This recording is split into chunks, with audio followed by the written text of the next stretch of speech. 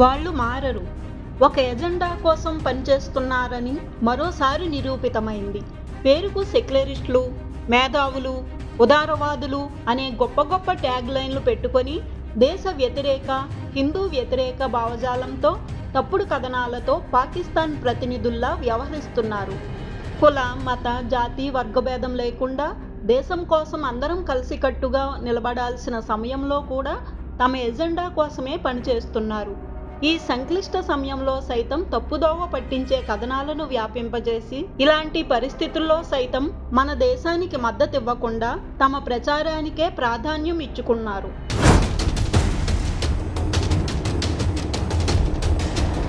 మే 7వ తేదీన దేశం మొత్తం ఆపరేషన్ సింధూర్ విజయంతో వేడుకలు జరుపుకుంటోంది.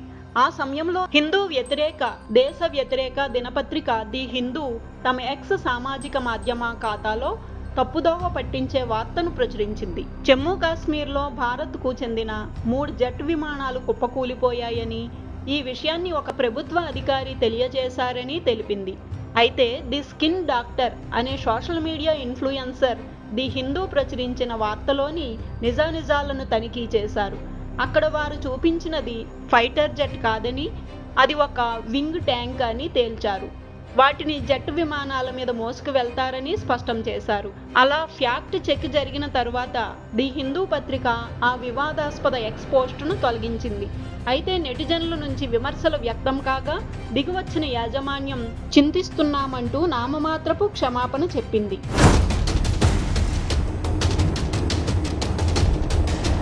ప్రముఖ హిందూ వ్యతిరేక జర్నలిస్ట్ రానా ఆయూబ్ బ్లూంబెర్గ్ వెబ్సైట్ కథనాన్ని తన ఎక్స్ ఖాతాలో షేర్ చేసింది.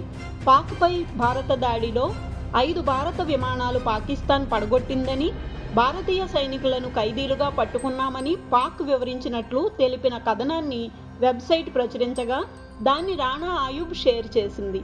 ఆపరేషన్ సింధూర్ విజయవంతంతో భారత్ సంబరాలు చేసుకుంటున్న సమయంలో రానా ఆయూబ్ మాత్రం పాకిస్తాన్ ప్రచారాన్ని నెత్తికెత్తుకుంది.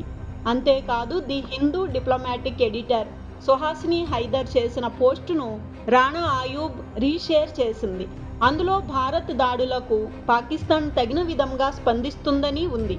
పాకిస్తాన్ వాదనపై వారిద్దరికీ ఎంత శ్రద్ధ ఉందో దీన్ని బట్టే తెలుస్తోంది.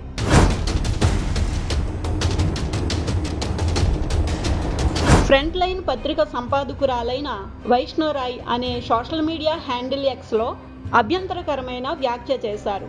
ఈ చర్యకు ఆపరేషన్ సింధూర్ అని పేరు పెట్టడాన్ని తాను తీవ్రంగా ఖండిస్తున్నానని పేర్కొన్నారు.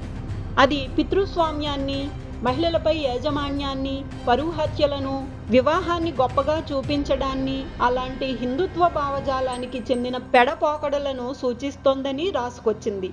ఆమె చేసిన ఎక్స్ పోస్ట్ మీద తీవ్ర అభ్యంతరాలు వ్యక్తమయ్యాయి. దాంతో ఆమె తన ప్రొఫైల్ లాక్ చేసుకుంది.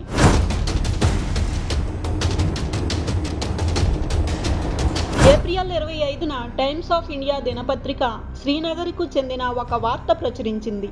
అందులో భారత నియంత్రణలో ఉన్న కాశ్మీర్ భాగం అని రాసుకొచ్చింది. ఈ విషయాన్ని కంచన్ గుప్తా అనే సామాజిక కార్యకర్త తప్పుపట్టారు.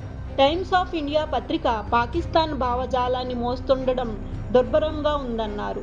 అలాగే దక్కన్ హెరాల్డ్ పత్రిక, స్పోర్ట్స్ క్రీడా మాధ్యమం కూడా కాశ్మీర్ భారత్ అంతర్భాగం కాదని అర్థం వచ్చేలా వ్యవహరించింది. స్పోర్ట్స్ క్రీడా అయితే ఏకంగా భారత ఆక్రమిత కాశ్మీర్ అని రాసుకొచ్చింది.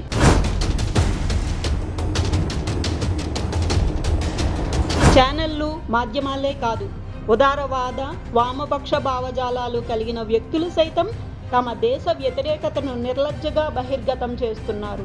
మతం అడిగి ప్యాంట్లు విప్పి తనిఖీ చేసి మరీ హత్యలు చేసిన ఉగ్రవాదులకు మతం లేదని వాదించే మహానుభావులే అందరూ. ప్రపంచవ్యాప్తంగా ఉగ్రవాదానికి మూల కారణం మతమే, కానీ ఆ విషయాన్ని ఒప్పుకోరు. ఇలాంటి వారిపై చర్యలు తీసుకోవాల్సిన అవసరం ఉంది.